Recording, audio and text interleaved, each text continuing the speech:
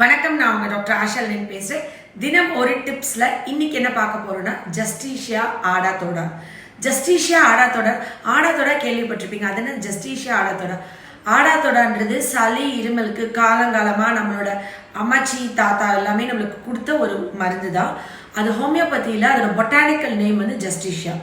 நீங்க பக்கத்துல இருக்கிற ஹோமியோபதி டாக்டர்கிட்ட போய் இந்த ஜஸ்டிஷியா ஆடாதோடான்ற மருந்து ஒரு 10 ml வாங்கிட்டு வந்து வீட்டில் வச்சுக்கோங்க.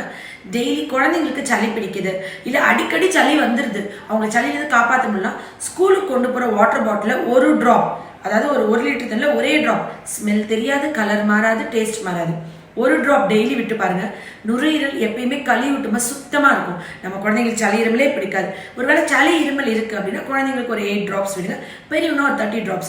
ட்ராப்ஸ் டோசேஜ் எல்லாம் உங்க பக்கத்துல இருக்கிற குவாலிஃபைட் டாக்டர் கிட்ட கேட்டு யூஸ் பண்ணுங்க. செல்ஃப் மெடிகேட் பண்ணிக்காதீங்க. Love you all. நன்றி.